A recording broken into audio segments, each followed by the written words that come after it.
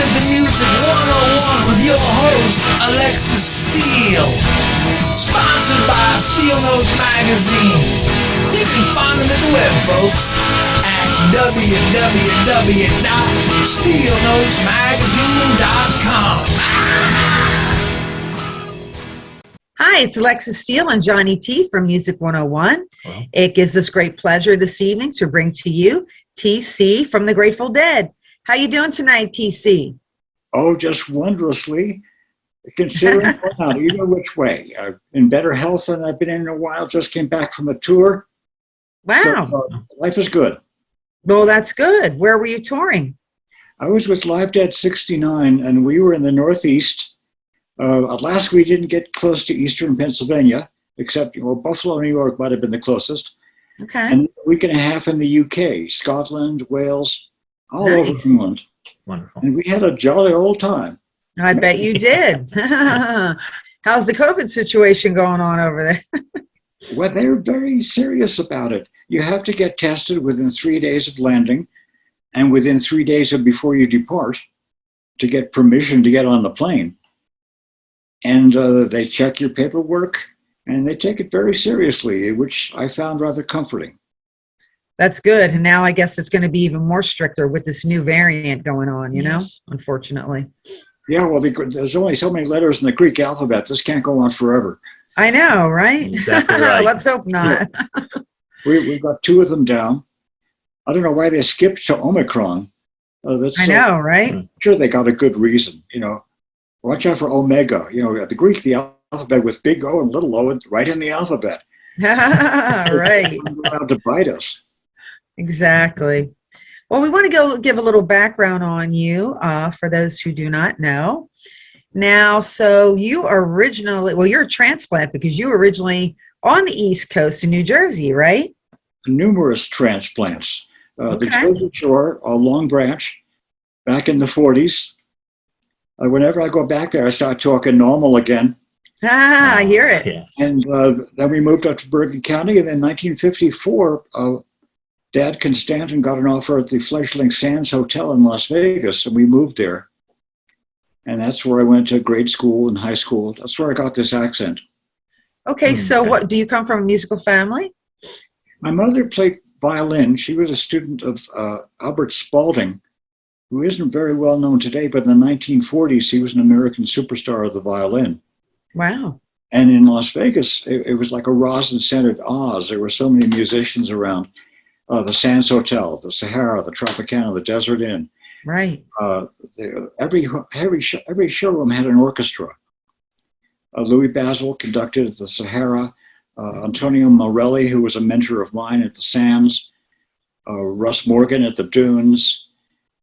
Barney Rawlings, the singing MC at the Thunderbird Hotel. I dated his daughter. It was a small town back then. Wow. Very nice. So now when did you get involved in music yourself? Okay, playing the keyboards and why the keyboards as opposed to another instrument? My parents sent me to piano lessons in the early 50s because they figured I should get a little culture. And I wasn't a very good student. I've been a piano teacher since then, and I've never had a student who was as bad as I was. Except I would go and practice something else instead of what they assigned me. And somehow my fingers found their way through the haze, and things started to come together and click. And there I jolly well was, playing with the Las Vegas Pops Orchestra in 1961. Nice. Wow. Very nice. So then how is it that you go from playing with the Boston Pops to getting involved with the Grateful Dead? Excuse me, Las Vegas Pops. Las Vegas Pops. Yeah, that's we're kind of chauvinistic about that in Nevada, Yeah. I was kind of a science prodigy in high school. I took several of the courses a year ahead of when you're supposed to, stuff like that. I was getting into calculus and advanced mathematics. And after Sputnik was set up by the Soviets in 1957, America was on a science binge. It was a very popular thing to study, sort of unlike now, alas. Yeah. And so I got a science scholarship at UC Berkeley and went there on track to become a physicist or astrophysicist or something like that. And on a lark, I went to the music department to take their entrance exam just to see how I'd do. And during a break, I ran into this guy named Phil Lesh that I got along with famously. And he introduced me to Jerry Garcia, his friend, and we had a mutual admiration society going from the get-go. And one thing led to another, so to say, and after I was out of the clutches of the Air Force, I joined them like a magnet. Very cool. Very cool. Very cool. And I want to salute you and wish you a happy belated Veterans Day. And I thank you for your service. And I believe you were in the Air Force in 1965. That's right. I was sucked into it. I was drafted by the Army, but back then you could dodge the draft by enlisting in a different service. It was a wise move. I would rather program a computer for the Air Force at Nellis Air Force Base, Nevada, my hometown, than program a potentially malfunctioning M16 in South Asia for the Army. And it worked out rather nicely. I was honorably discharged as a sergeant, so technically you're not supposed to salute me. Okay. Sir, either. There you I have to credit you for that one. I discovered early on that if you looked busy, they wouldn't bother you. So I was using my allotted time on the computer to do things like compose music and analyze scores. On, of course, the computer from 55 years ago. Wow. It changed a little, as you might know. Oh, Yes. yeah. Yes. Quite a lot. And they still haven't perfected it, as we find out. You know, We're all some moving glitches forward. in the system. Oh, yeah, they trained us on a UNIVAC. It was the size of a pickup truck. Wow. Wow. Nowadays, you can, if you got a crown on your mouth, you can put a computer in it. I mean, it's getting really compactified. Yes, it Yeah. is. Exactly. So you actually were with the Grateful Dead from 1968 to 1970, correct? Correct, yes. Okay. Good. So you got to be part of the infamous Woodstock Festival. 'Tis true. And many other interesting events. Fillmore East, the Carousel Ballroom, later called the Fillmore West Winterland, and a lot of places in between. Nice. Awesome. Well, the question I wanted to ask you is now, the whole setup for Woodstock. All right. Now, you tell me, what day did you guys play the event and what time? Because some wild times, this thing was going pretty much 24/7. Now, when? Go ahead. We were Saturday evening Okay. And what time was that? after dark, just after the rain, which, as we all know, was striking it. And it was Yes. Right. chaotic. Nobody knew what they were doing.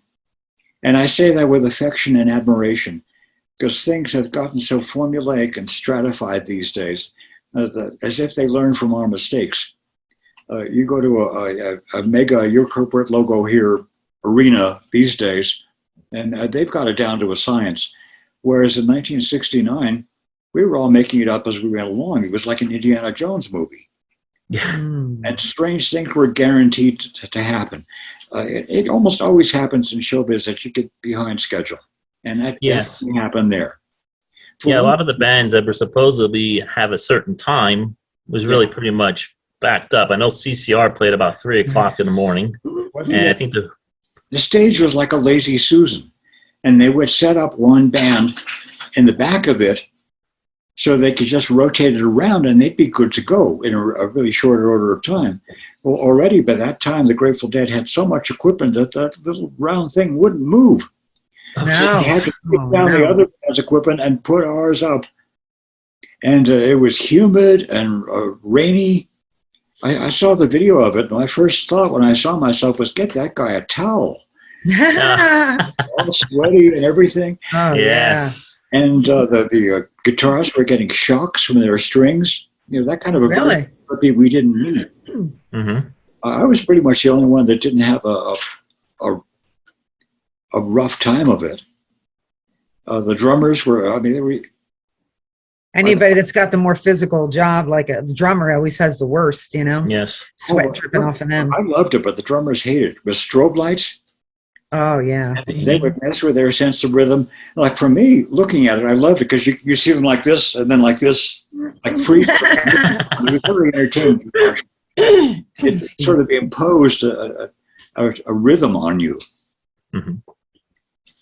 Okay. Things have been ironed out. Of course, things still happen. Starting in 2005, while Paul Cantor was still alive, I toured with Jefferson Starship. Right. Yes, Wow. you were. I was going to ask you that. You Mhm. also played with Jefferson Starship as well, right? And it was a different sort of weird family. I bet. Bands was its own item.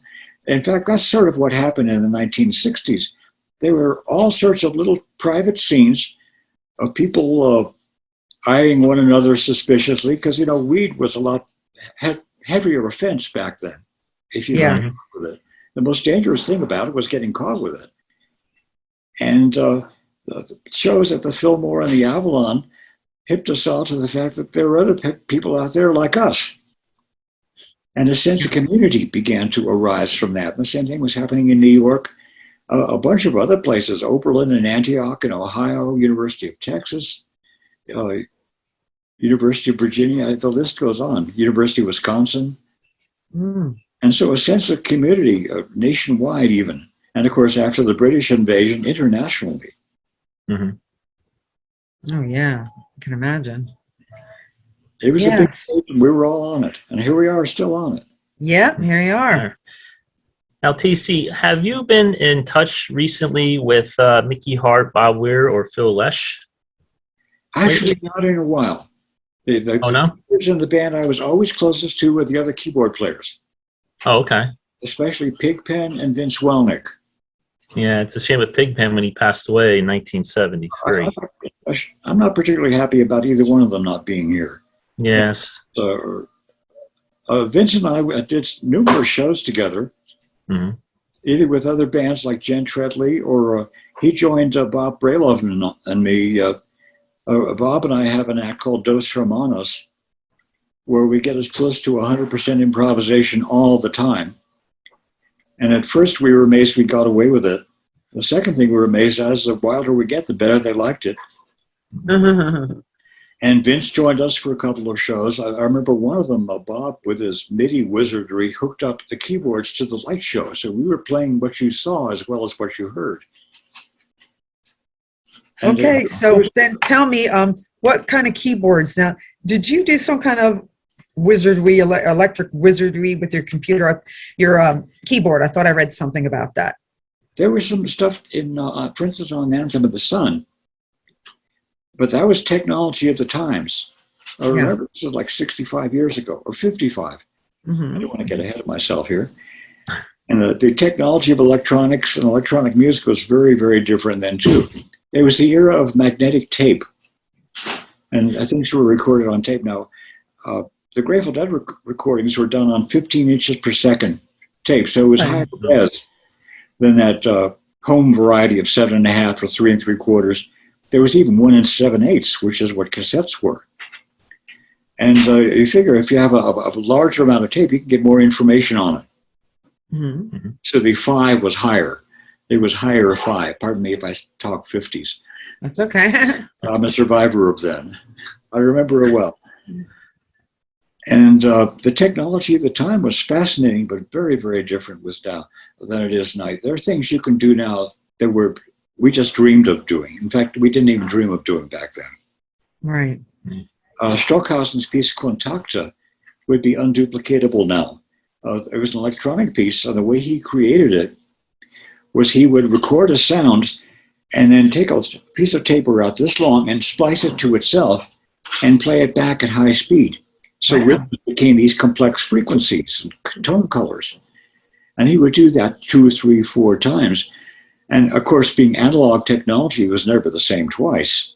Yeah. I mean, digital technology sort of messes our minds every once in a while. With computers, you push the button, the same thing happened every time? Nope. And it was even more so in the analog world. Although, did you ever use a Moog synthesizer? This was before the synthesizer. Bob Moog essentially took the same components that I was working with at Henri Pousseur's studio in Brussels in 1962, put those components into a box, wired them up together, and called it a synthesizer. Mm. You had your generators, your square wave, sine wave, sawtooth, pitchfork, whatever you want to call it, noise generators, filter banks, and then, of course, you record it onto tape and play with it like Stockhausen did. All this stuff we do digitally now. It's quite remarkable. Yes. Wow. Back So then, what are you using nowadays? There are sound editing programs, software now that are commonly used in studios. The recording is done direct to digital. You might remember years ago when CDs first came out, they would be DDD or ADD. Mm-hmm. We used to joke that some of the recordings were ADHD. Yeah, right. And now it's all straight through digital, which gives you an incredible mobility and use of the sound. Although I discovered on making a MIDI recording once that it is so editable, and you would go through it just picking out every little mistake that you could find. Eventually it started to sound sterile. I mean, that spontaneity of the musicians on stage, Right. occasionally messing up, as we say in rock and roll, strong and wrong. Right.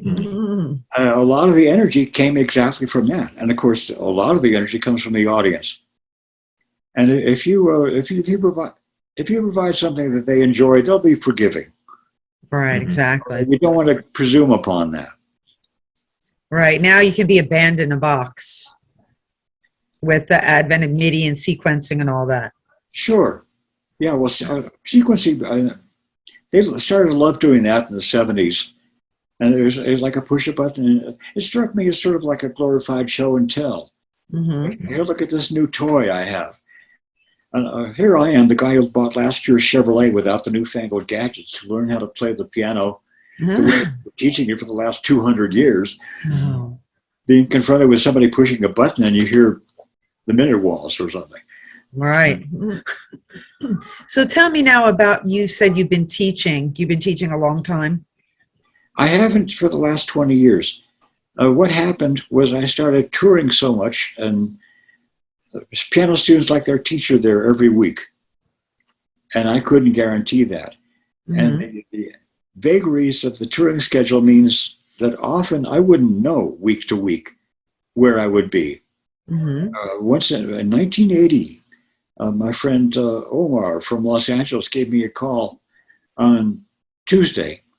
Friday morning, I'm arriving at Heathrow in London to work on a film score. I mean, things happen that fast. And it was a dog of a project, but it was fun to go to London and Paris for 2 weeks. Sure, yeah.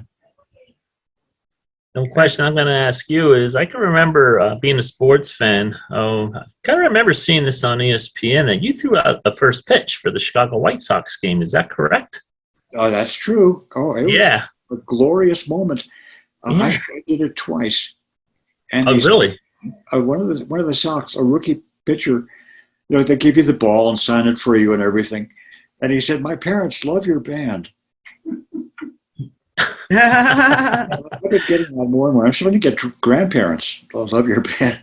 Doesn't matter. The generation of it keeps following, and that's the most important thing. The deadheads these guys aren't going to go away anytime soon.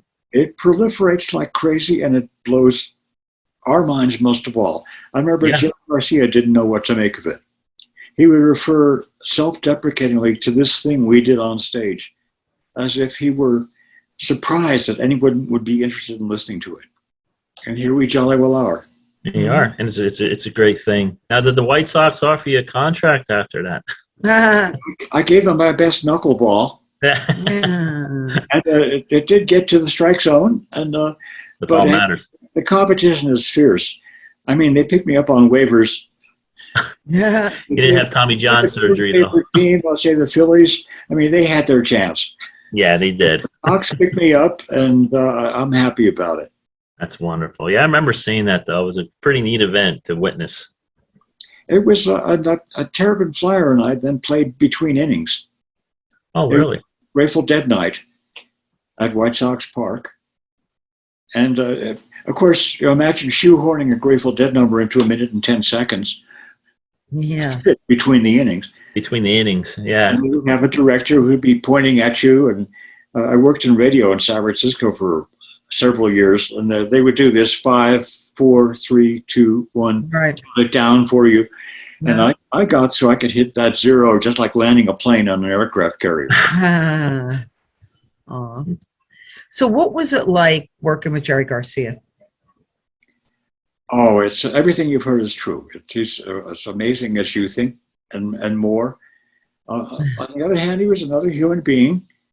He had his quirks, like we all do. He was very tolerant of our quirks, and that was a mutual thing. His interests were very, very wide. Yeah. We would turn us on to other things, like on the road. I was always interested in seeing what books he was reading. Science fantasy, like the Gorman Gas trilogy. There's a post-Tolkien weirdness. Wow. And then I turned him on to Hazrat Inayat Khan's book, the Sufi book on music. And so there was always this interchange. The only person I ever saw who carried more books with him on tour was Paul Kantner. And he had a suitcase full that he brought. Really? I mean, some people are well read. This guy was better read than the dead, to turn around an old phrase. Wow. Very cool. And Jerry had a wonderful sense of humor too, very, very quick. And responses on almost any subject, and very, very playful that way.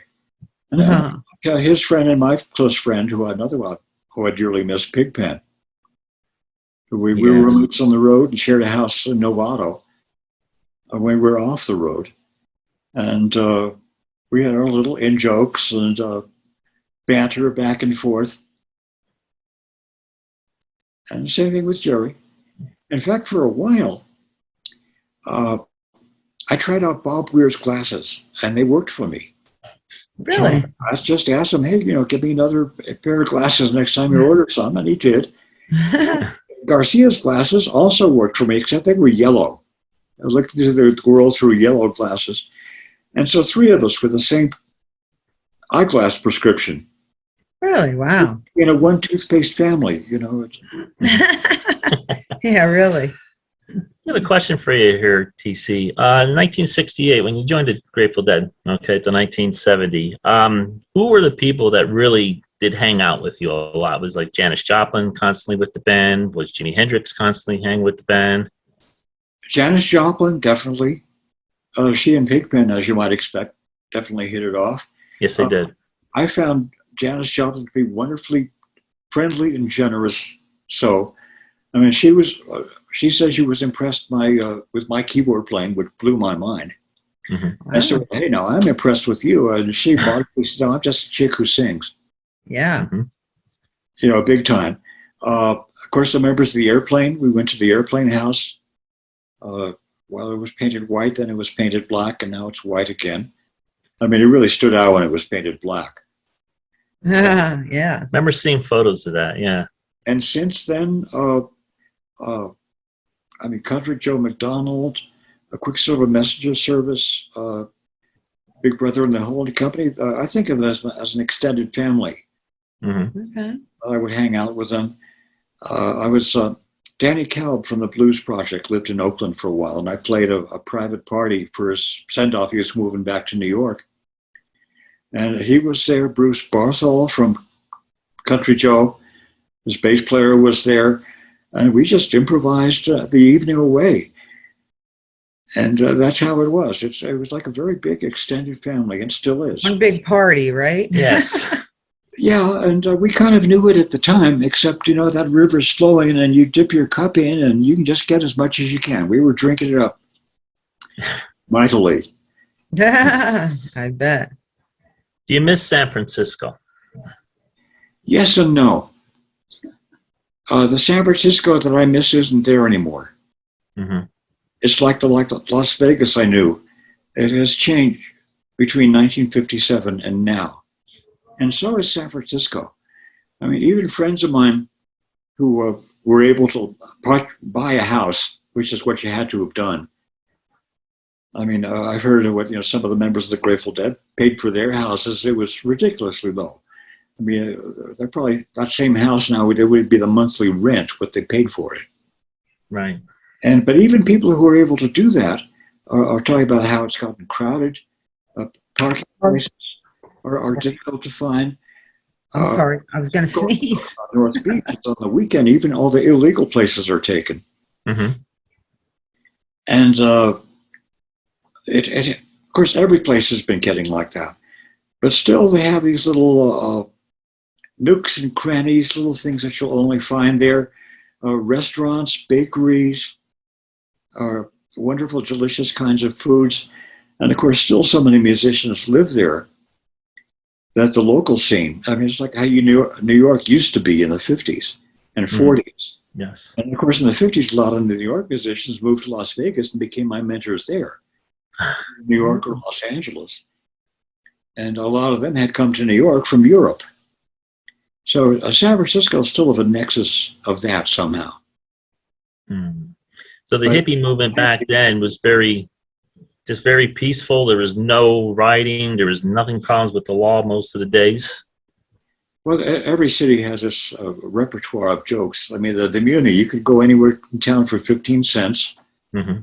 The cable car was part of the Muni system. You get a transfer from the cable car, and you take the Market Street tram. Part of the same system. All sorts of things were like that. Phil Lesh and I rented a house in the Castro district for $100 a month. Wow. That's pennies to the dollar today, but forget it. You ain't going to see that anymore. Okay, like 4 or 5 of us kids, we pooled our resources and rent a big house in the Haight, which, now it's about a $5 million house. But that's where a lot of the communes were. And you just walk a block or so and bang, there's Haight Street. Did you live in any of the communes? From time to time, yes. In fact, I met my first wife in one. Oh, wow. I was in the bathroom in the tub with a friend of mine and a teenage runaway girl. And they were passing around joints, and she walked. A typical San Francisco story. TC, how often did the Dead play just like in small venues in San Francisco during the week? Did you guys have like a long break, or was it pretty much often that you guys had maybe 2 shows? Most of what the band played.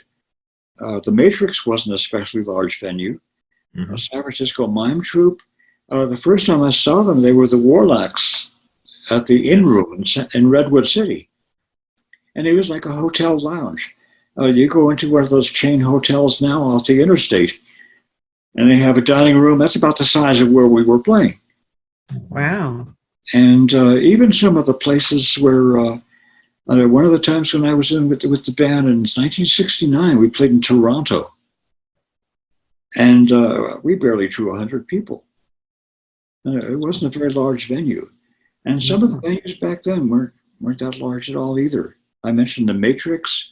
Mm-hmm. But then again, once the band started touring nationally were larger venues.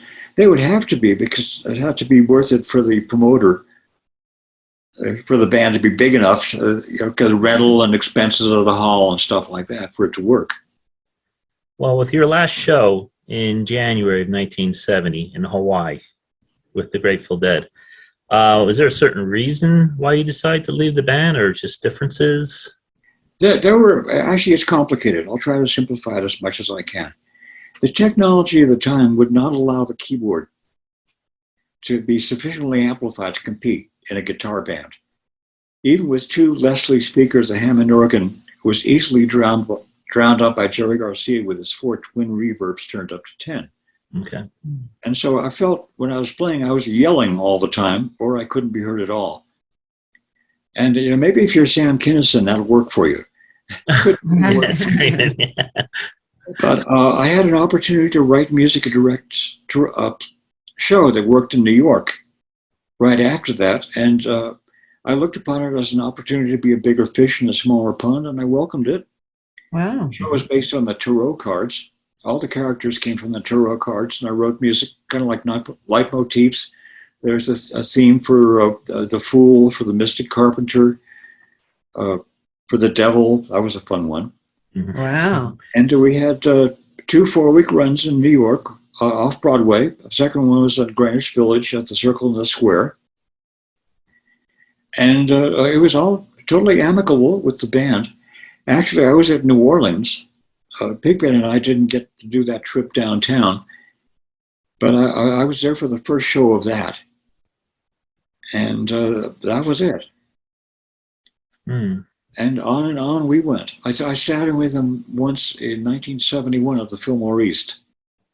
And that was fare thee well for me, I guess. And then when did you start with Jefferson Starship? 2005. 2005, Yeah. okay. They invited me to jump aboard, and with my usual 0.3 of a second hesitation, I said sure. And in the meantime, I'd played in any number of other bands, some of them 60s rock and roll. In the 1980s, I played in a ragtime band. Wow, ragtime, huh? One time, the band leader, Dave Refkin, invited Donita Fowler, who was living in Oakland, to a show of ours in San Francisco. She was Scott Joplin's niece. I had stories about him. She was getting on in years. This was already 40 years ago. And sometime during the show, David threw the spotlight to me to take a solo, and I got through it without knocking over any traffic cones. And I turned up my eyes, and I said, thank you. And that was the last time I ever had stage fright. Wow. Out of my system completely. If you can play Scott Joplin's music for his niece and survive, you can do anything. So you had stage fright prior to that? Yeah, you are aware of the audience. It was never a problem. Yeah. The ultimate solution for it is being really well prepared. But even if you're prepared, anything can happen. Oh, sure. Yeah. And you get to a point, though, where rather than the energy that you feel from the audience being daunting and making you nervous, it energizes you. Mm-hmm. It becomes a positive confirmation bias. They expect you to do well, and so, of course, you do well. Whenever the Grateful Dead played at the Fillmore East, we had that feeling that this is like the New York audience. We're picky, we're knowledgeable, but if you know they like you anyway, that's definitely energizing. Absolutely. So what is your favorite Grateful Dead song that you played? Whichever one I'm playing at the time. Okay, so you didn't really have a favorite. The Dark Star, of course, is not so much one that you begin and end as that you join in progress. It's as if the piece has been playing forever. It's playing right now somewhere. Right, exactly. On the other hand, there are some of Jerry's songs that have a whole bunch of chords. And I'm always, you have to think too much during them. Okay. Friends of mine used to do, I don't know if you know about the scanner tapes. No. This is also decades ago. They would scan the sound checks of Grateful Dead shows because they used shortwave radio. Really? TV radio for the wireless. And there was a run when they were doing with Bob Dylan, and they were showing Bob Dylan Franklin's Tower. And they get to a stopping point, and Jerry says, yeah, a lot of our tunes just have one or two chords. And you hear Bob Dylan say, hey, show me some more of those. Yeah. My tendencies tend to match his. It's easier to think of what you're doing. Your mind is liberated. There was a band song that I recorded with the Henry Kaiser Band called King Harvest. And it's a wonderful song to listen to, but if you're playing it, you're counting all the time. You're worried about, it's like driving around before GPS to tell you when to take that extra turn. You have to be extra alert. And that sort of stuff, it makes it sound better, of course, but it takes your mind off wallowing in the enjoyment of playing it, if you know what I mean. Yeah. Another thing I want to ask you, TC, is like you were mentioning about the Jefferson Starship. Have you talked or just been in touch with Grace Slick? And with a lot of these artists today, it seems like, especially the ones from the 1960s, that they've taken up art. Are you possibly trying to do some artwork? Actually not, but I know about Grace's work, and we are friends of friends. We have indirect connections. Sam Andrew also did paintings of Big Brother. Jerry Garcia, of course, also did paintings. He was a student at the San Francisco Art Institute. Mhm. Let's see, who else? Peter Albin does graphic arts. George Hunter of the Charlatans did a lot of their posters. In fact, he did their characteristic lettering, which is done on the posters.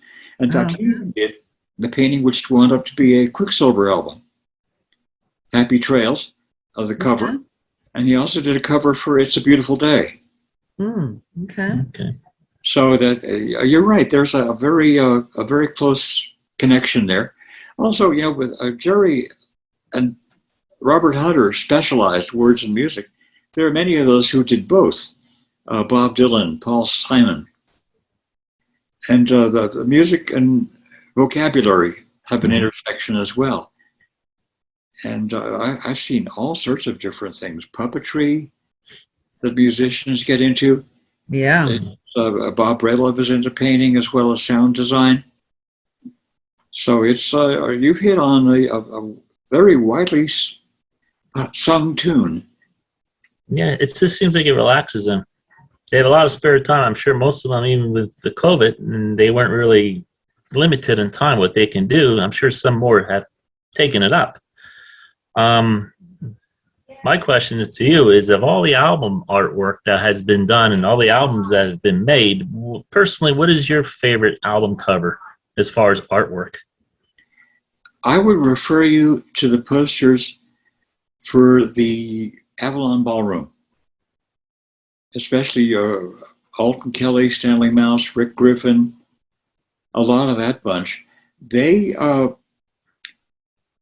really captured what it looked like to you when you were on LSD and closed your eyes. Those kind of dancing, very colorful images. Yeah. It really put you in the mood, or put me in the mood. I think it put a lot of people in the mood. And even more than a lot of the Fillmore posters, I think those old Avalon posters really made it. Now, there is a connection. The album cover for Oxomoxoa was originally an Avalon Ballroom poster, which was adapted. And so there is a bit of overlap in that case. And also, if there are little tricks like Rick Griffin would put in this. For instance, on the Grateful Dead album, if you put your hands up over it and cover it just right, Grateful Dead says, "We ate the acid." Oh, really?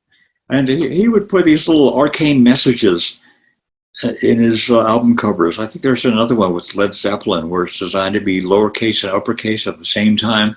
Mm-hmm. I mean, because the graphic artists took their work seriously too, and they want to be as playful as we were. Mm. I came fortunate enough to come across two original concert posters from 1967. One was with Moby Grace, and the other one was with the Big Brother Holding Company. And I got them a lot cheaper than I thought I would get them. But it's just the artwork that you just see back then. It's just, you can't duplicate it right now. It's fascinating. Too much has happened. With digital art, now that they do that, you remember the technology of the time, it applied to music, it applied to the graphic arts as well. Silk screen, there were like blacklight posters. Yeah.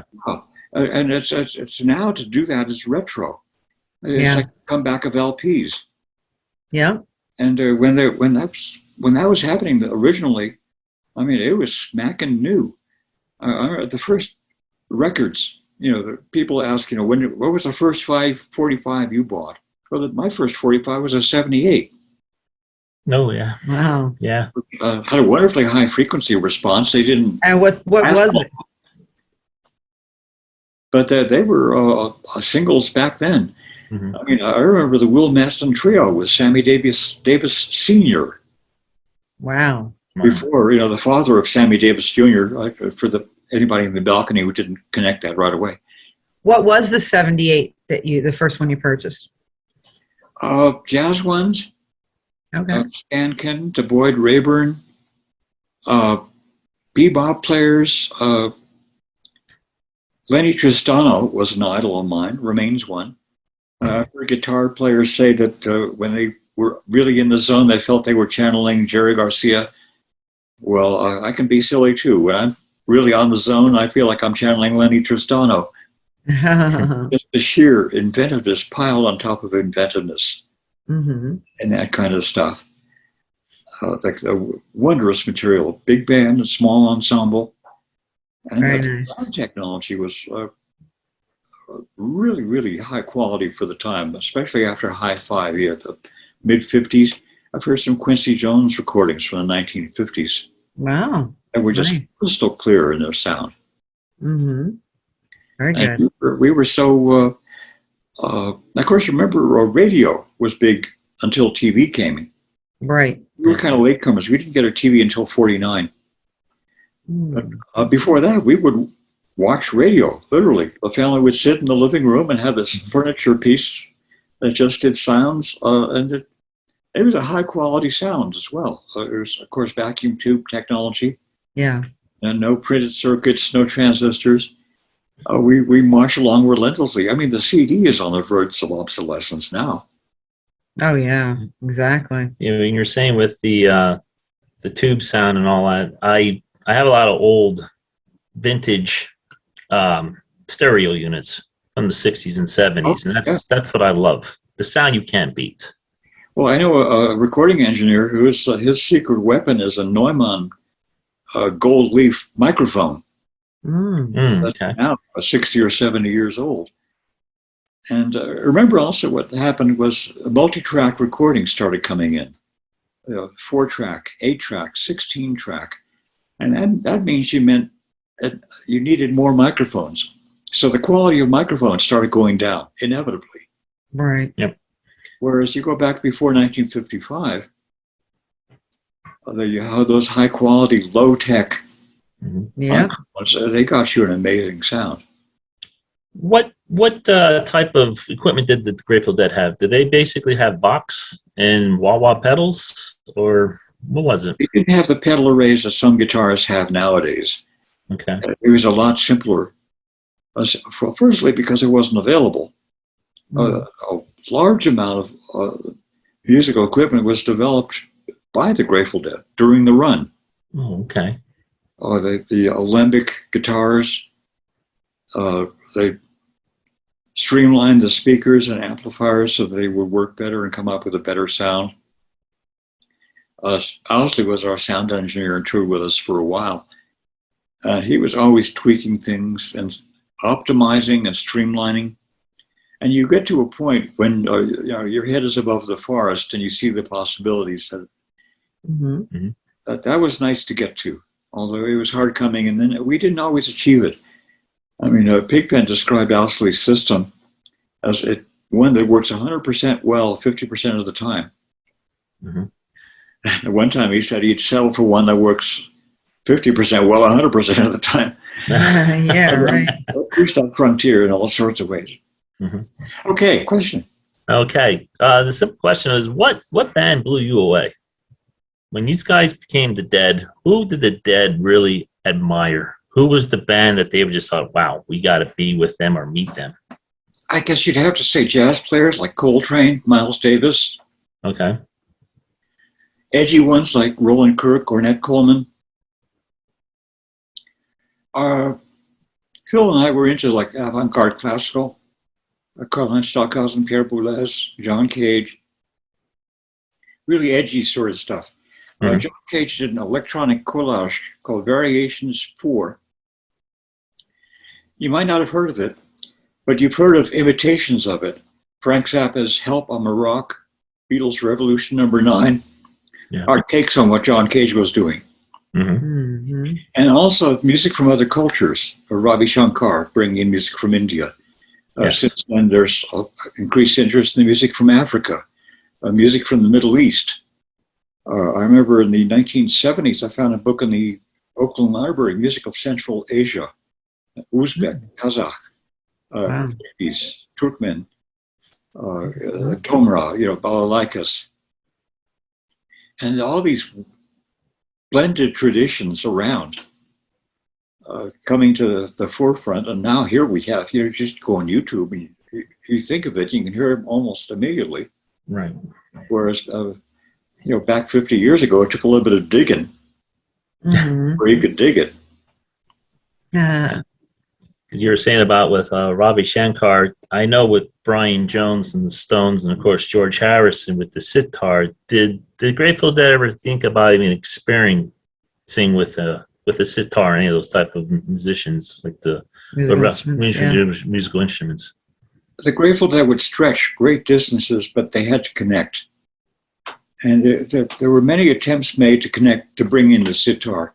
George Harrison's example, I think, is the most successful to do Yes. it. Richie Havens would use the sitar in a couple of his numbers, but it was integrating it into the guitar band sounds of the band.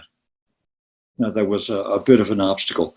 Mind you, later, decades afterwards, when Jerry was doing MIDI playing, so the guitar would sound like a trumpet. Mm-hmm. Something like that. Oh, They really? broadened their palette. Not everybody liked that, to be sure, either. No. Yeah. And our most favorite moments, his guitar sounded like a guitar. It's like beer. I like my beer to taste like beer. I don't want strawberry or a la mode or vanilla ice cream. That's how Right. my son is right now. Yeah. Just want it the original. Original taste. Yes. It's, in a sense, like beyond the power trio, guitar, bass, and drums, and everything else is window dressing. Right. And I say that advisedly as a keyboard player. Because the next thing they're going to say is, okay, nice knowing you, bye. You have acts like Emerson, Lake and Palmer or Lee Michaels, where the keyboard player is Predominant. Leon Yeah. Russell, for instance. Elton John, obviously. Mm-hmm. Yes. Exactly. So tell me now, TC, what have you been doing with yourself the last few years since the COVID situation? Oh my. Well, I just got back from a tour with Live Dead 69. Okay. We do, as you would guess, Grateful Dead material. Except It's we're like a not- tribute band? No, no, we're not a tribute band. We're a legacy band, in that all of Okay. us in the band played with members of the Grateful Dead. Okay. We didn't learn these tunes from a book we got at Guitar Center. Okay. Some of the tunes, the first time I saw them was when Phil brought the chords written on a piece of legal page, Mm. sort of thing. And it was with the band as they were working up and deciding what to do. So our tendrils go deep into the tradition. And Okay. that means we can do whatever we want to do. We don't have to pretend we're somebody else. I'm not trying to put myself out as somebody else. I'm not trying to be Brent or Keith. Okay. I'm my own self. And likewise, Mark Karen and Slick Aguilar, who was with Jefferson Starship for like 20 or 30 years. We have a much more intimate connection with the music. And likewise with Bob Brailoff, who toured with the Grateful Dead. Nice. We're closer to the first generation, perhaps the mezzanine of the first generation. And musical forms inevitably evolve over time. Right. Dixieland turned into bebop, turned into edgy jazz, etc. 50s rock turned into 60s rock. You can see these tree diagrams of how the music evolved and grew. Really? And we were a bit earlier closer to the trunk, Mm-hmm. you might say. It's for the record, I should point out that the New York Philharmonic has not a single original member. Really? Wow. They've been playing since the 1850s. So That long. turnover is 100%. Mhm. And so inevitably it's going to happen. And the Grateful Dead material has captured a lot of people's imaginations, and people say, hey, I want to play that. Yeah. And it's a lot easier to apprehend than Puccini and Brahms. So it's catching on that way. So it's a fascinating process. Well, there will always be the faithful Dead followers, Summertime, want to go out and, with not their RVs or their old Volkswagen, but, my neighbor across the street has one. The accoutrements, yes. Yeah. Well, the other bands, they also have a body of material also. Jefferson Airplane Starship, for instance. Bob Dylan definitely has a whole catalog of items. The Beatles, the Stones. Right. There are Quicksilver tunes. Testing 1, 2. Quicksilver tunes that are just as well known. Although with the Grateful Dead material, there is so much of it that you don't have to do the same set every night. Right, exactly. Yeah, yeah. I saw Connie material. Francis when she was big in 1961. And there were 3 or 4 songs that she was known for, and she did them every night. Wow. And at the time, she was the biggest star there was, except for Elvis. And even he, you knew which tunes you were going to hear. You were going to hear "Don't Be Right. a Fool, Hound Dog." Yep. Some of those, depending on how early, some of the ones like "Suspicion" of them came later in his career, so you wouldn't have heard them early. Right. No, it was in '69, Suspicious Minds, I believe it was. Yeah. Yeah. So the Grateful Dead material is widely flung afield, which I enjoy. Oh, yes, absolutely. I So are you doing anything currently? practicing a lot. Practicing? Yeah. I have the material of the Live Dead '69 gives me some solo time at the keyboard to open up the show. Good. And I try to come up with something authentic, but a little bit from around the bend.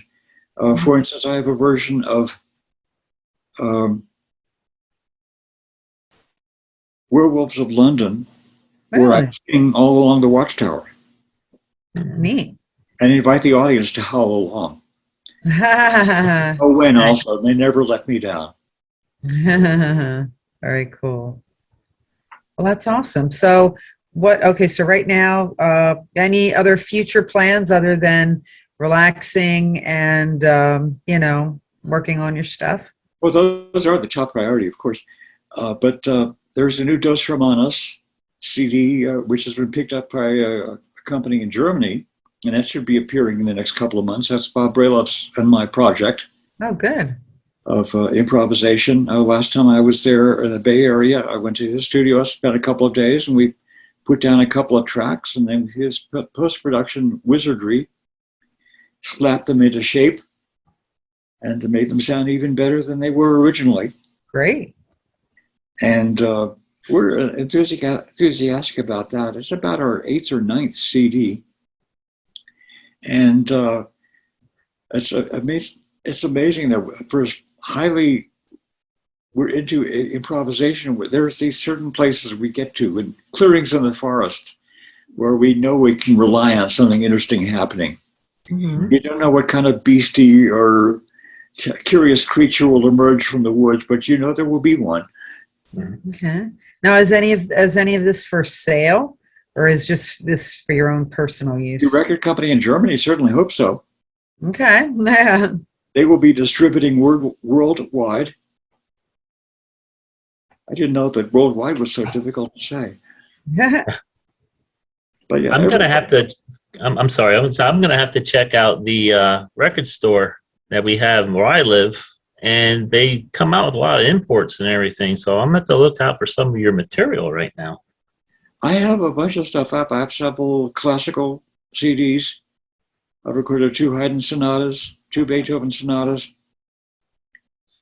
a bunch of other stuff, Brahms, Liszt, Chopin. Nice. I describe sometimes that I practice Rachmaninoff, but I pay the bills with rock and roll. Okay.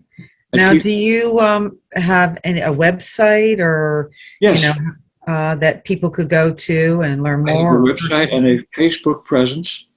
Okay. And the website, I have a staunch and stalwart helper who is working on the website. For instance, I have a kind of like dead base just for myself of all the performances going back to 1959. What we played, a lot of times what kind of keyboard there was. Sometimes we were so buzzed I missed a detail here or though. And of course, dead bass covers those times when I was with the Grateful Dead. As well as I could.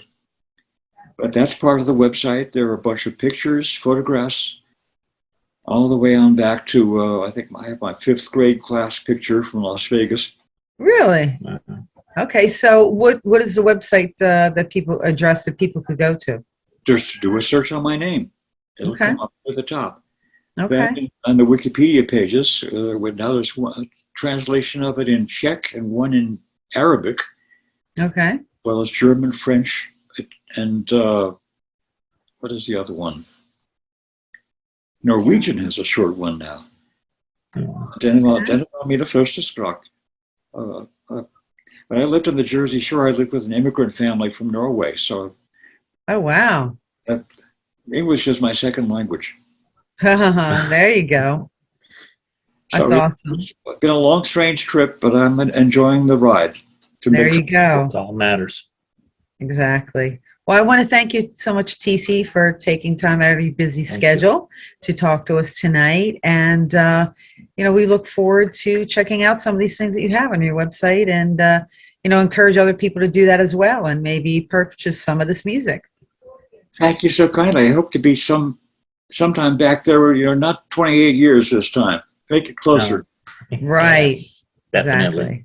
Definitely. All right. Well, thank you so much, and you have a wonderful night. Have many. Okay. See you later, I hope. Thanks. Bye-bye. Absolutely. Bye-bye. Bye-bye. You're listening to Music 101 with your host, Alexxis Steele. Sponsored by Steel Notes Magazine. You can find them at the web, folks, at www.steelnotesmagazine.com.